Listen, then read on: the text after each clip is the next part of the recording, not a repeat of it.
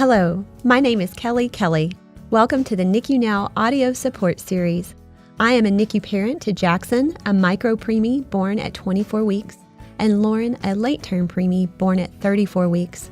I am also the founder and executive director of Hand to Hold, a national nonprofit dedicated to providing education, resources, and peer-to-peer support to families that have experienced premature birth, the loss of a baby, or have a child with a special healthcare need.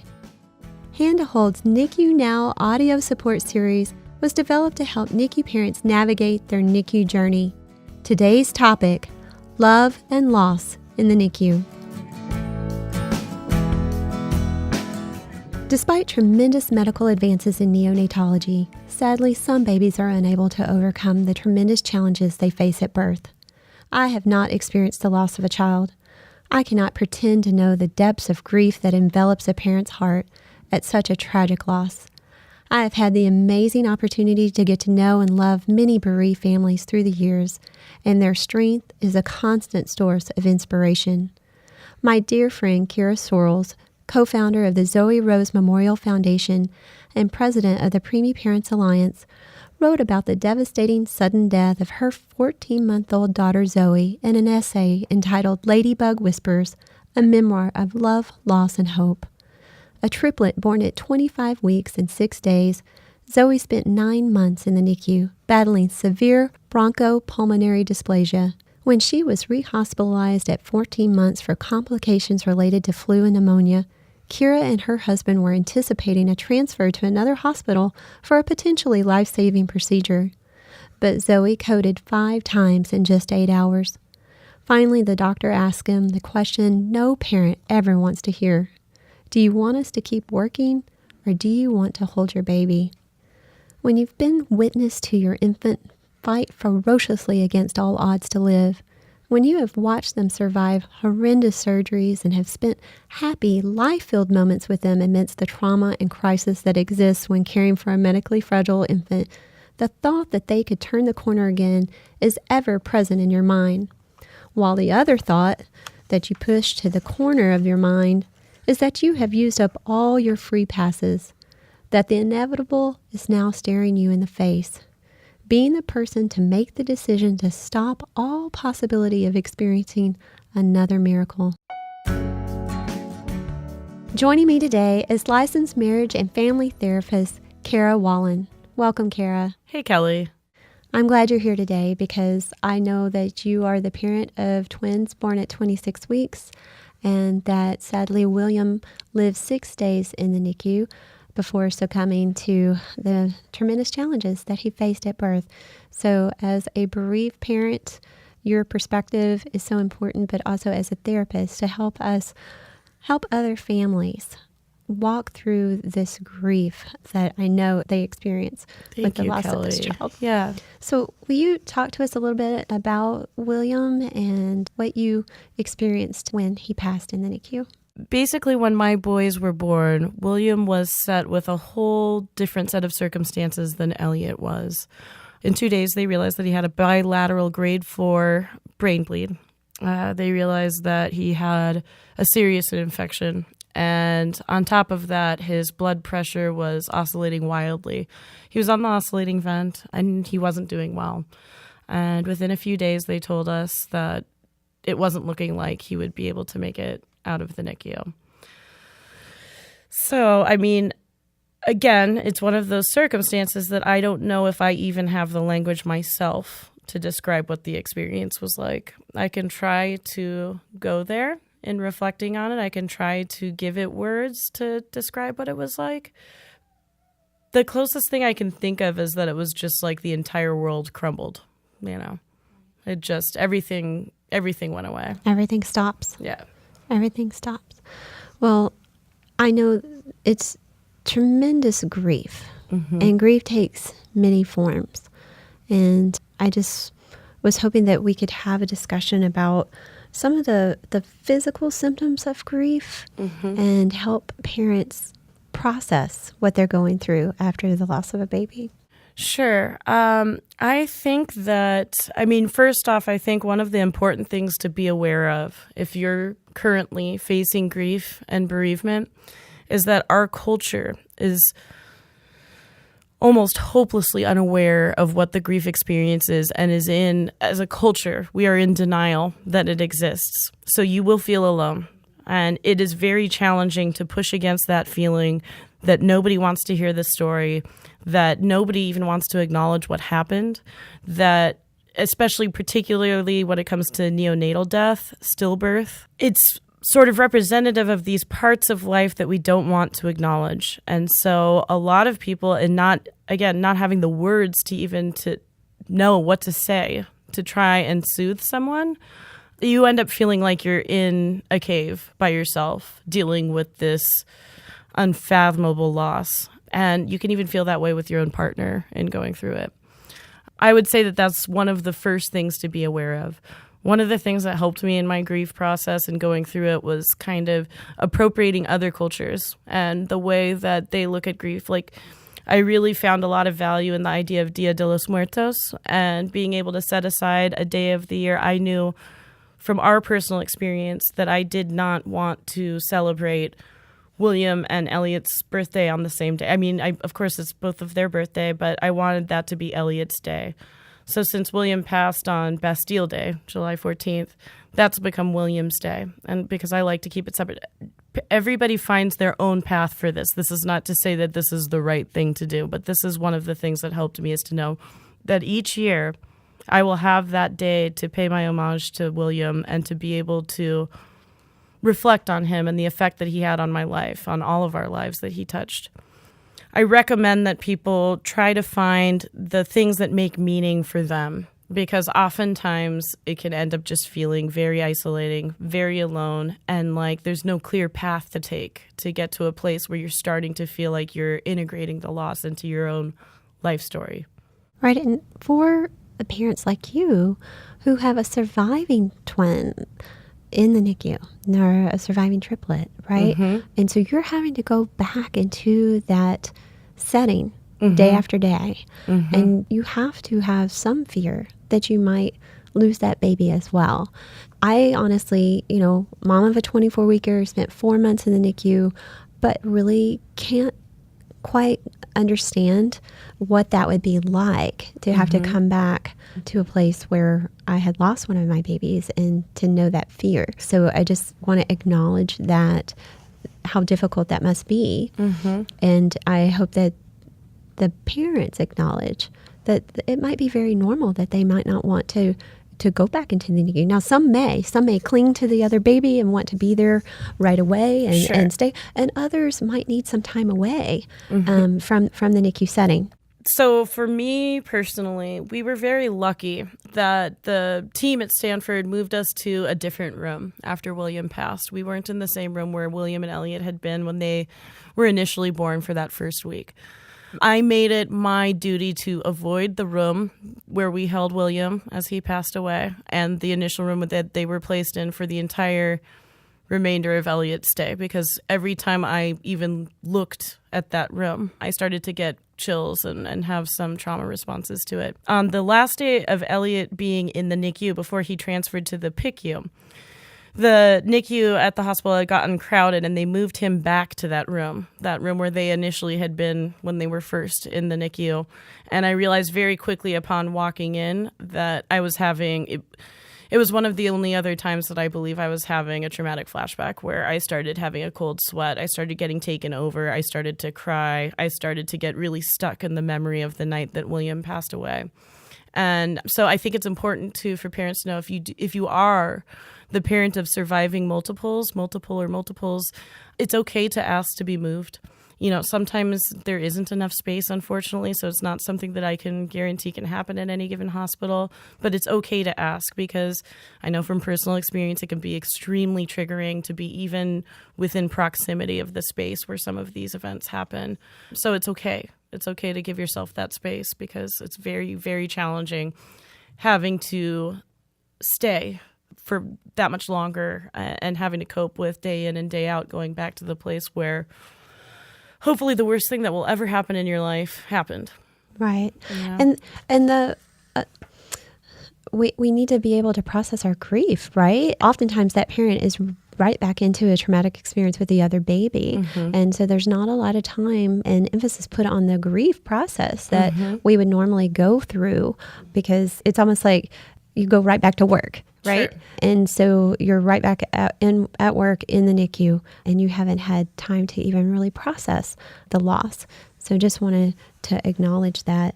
So how do we prevent ourselves from sinking into depression? I think the most important thing is to acknowledge that grief is an important part of life. And very often as humans, we try to ignore the notion that death is a part of life, that death is a very big part of life, and that it exists every day, just in contrast to how we perceive our day-to-day. And so in processing grief, which I don't even know if I like the word process, it's more like, it's like telling the story of the grief. And oftentimes, like I said before, I think that other people don't really necessarily want to hear this story. But I can't emphasize enough for people listening that may know someone that's bereaved, that lost a child, of how important it is to speak to that child, regardless of how young they were, how long they were on earth, what their personality was. A lot of the time, a lot of the overwhelming feedback that I get is that people feel like they don't want to upset you. They don't want to make you feel bad. But it's actually really warming to know that people besides me and John remember William.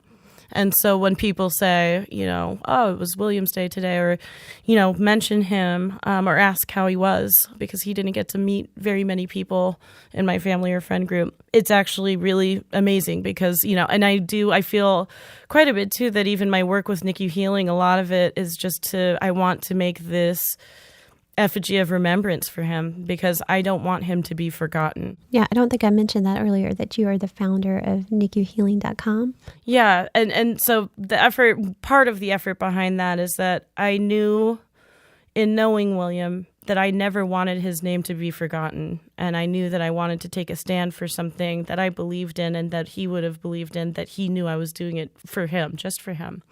And so that's one of the ways that I found meaning in the whole circumstance, is just trying some way to be able to keep the story alive and his name. I can't tell you how often it's one of those things too that there is no closure. I think if you talk to any bereaved parent, they'll be able to tell you that. And I can tell you that even 2 weeks ago, dropping Elliot off at kindergarten for the first time, I still was in tears the whole way to school, not because it was the bittersweet thing of dropping off William, but because I just imagined what it would be like if William was there too. Right. William's first day of school too. Yeah. Right. Mm-hmm. I acknowledge that. Right.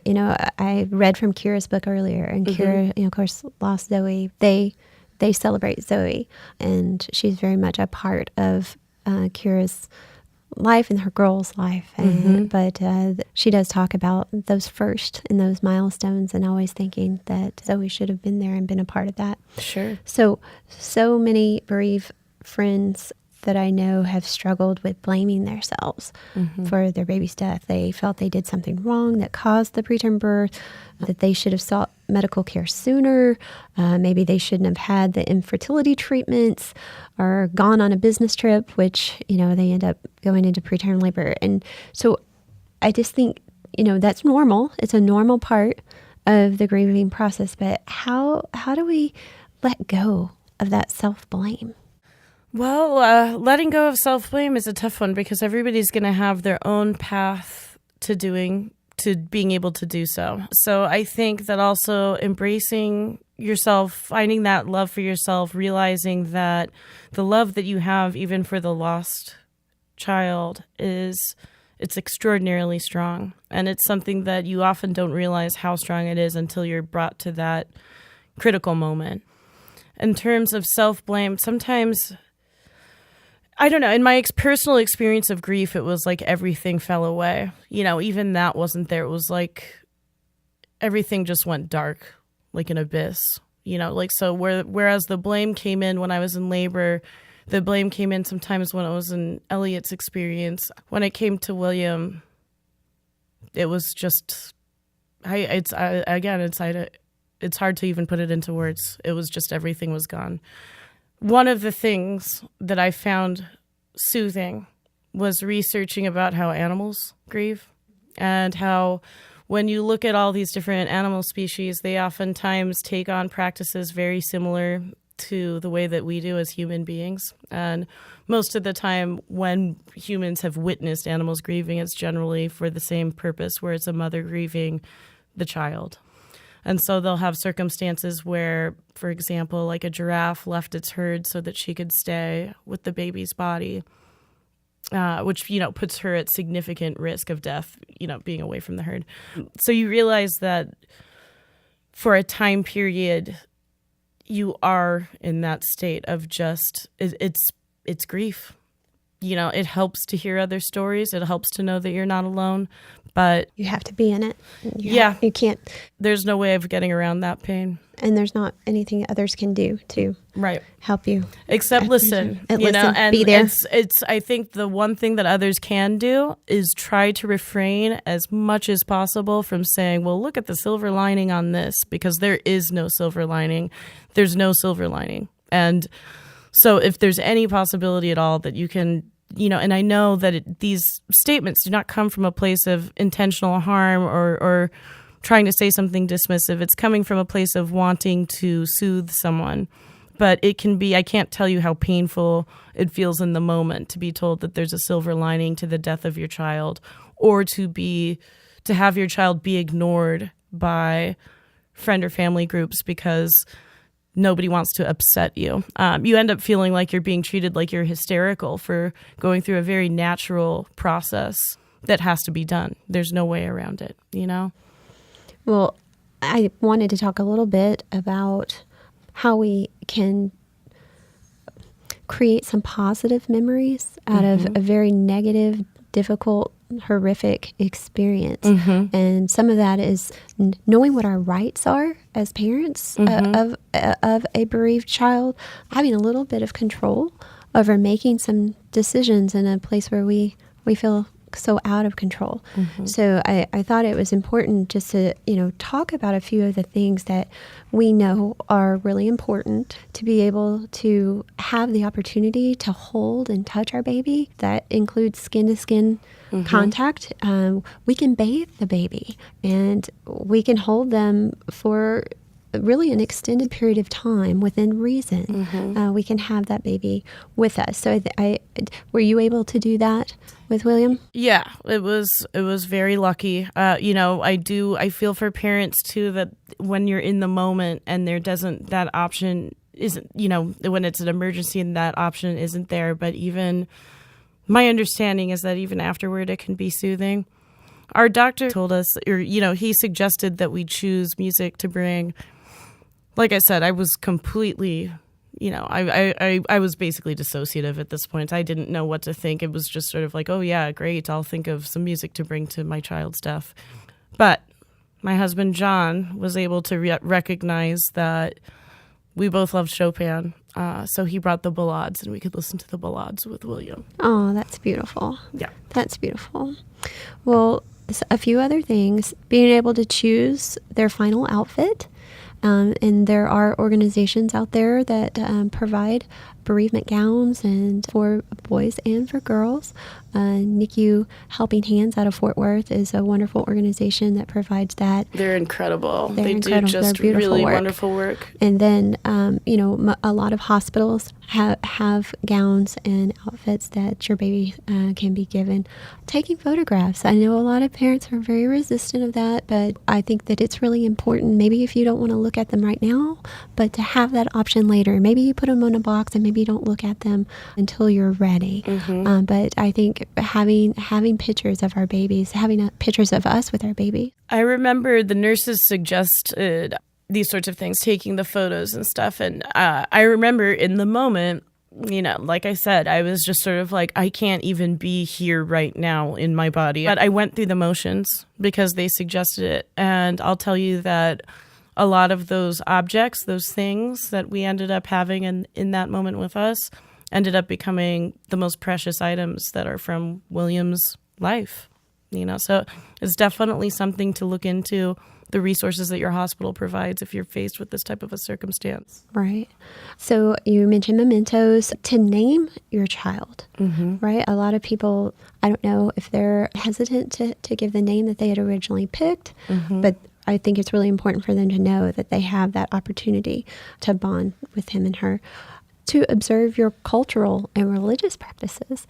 You're able to ask for that and, have a private room like you talked about to be able to have that time with the baby. If you know that there's a possibility for fetal demise or stillbirth, having a birthing plan. What do you want the day to look like? Like your doctor was advising about the music. Who do you want to be there? The photos, the friends, and the family, making those choices. I know very, very difficult choices, but important.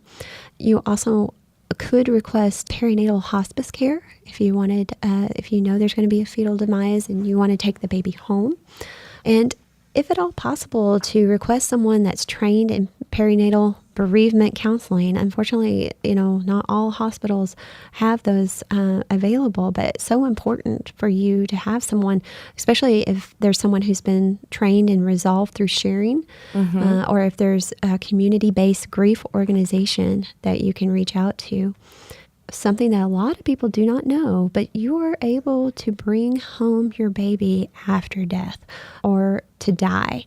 It's a much more common practice. A lot of families are not aware of this, but it is, a special time with the baby outside of the hospital or the funeral home. So you can talk with your hospital or your social worker, your patient advocate. There's a great website, whenyourbabydies.com. That can provide more information.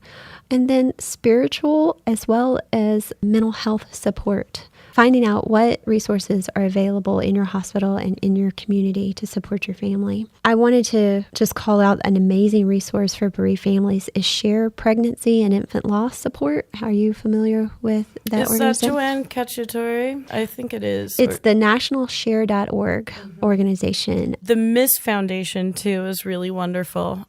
MISS.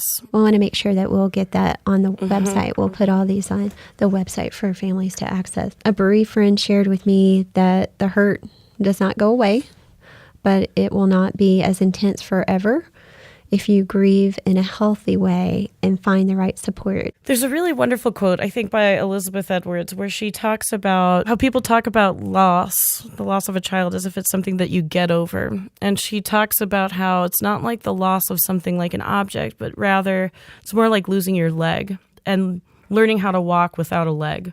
So it's like the loss is always present with you, I would say, but you do get more nimble on your feet, as it were, the more that you get used to it not being there. Yes, I do think that it's important to create a space to grieve so that it can be something that you express and feel is integrated in your life as opposed to something that may come up in unexpected ways or ways that are detrimental.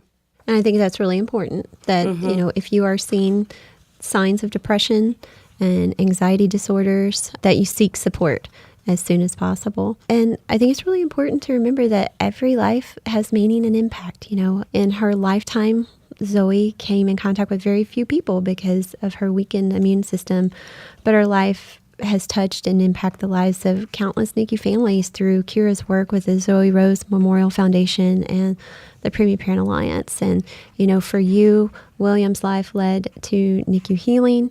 So I think it's really important to acknowledge that these babies impact our lives and the lives of others, and every life is to be remembered. If you are a bereaved parent, please know that you're not alone. Peer-to-peer support is an effective tool for helping parents following the loss of a baby. Support from a trained and caring peer mentor can be invaluable in helping you process your grief. To request support, please visit our website at handtohold.org. Kara, I want to thank you again for being part of this podcast series, for being willing to share William's story. I know it's a very vulnerable time for you to be able and willing to open up and share about his death. And I just thank you for being willing to help others and all that you do through NICU Healing and through the Premium Parent Alliance and through your private practice just to support other families that now walk in your shoes. You're an amazing person. Oh, thank you so much, Kelly. It's an honor to be here again. And even if it's hard to share the story, even if it makes it so one family feels less isolated and alone, it's worth it. So that's right. That's why we do what we do. Thank you, Kara. Mm-hmm. Our quote to remember today is by Washington Irving. There is a sacredness in tears. They are not the mark of weakness, but of power. They speak more eloquently than 10,000 tongues. They are messengers of overwhelming grief and unspeakable love.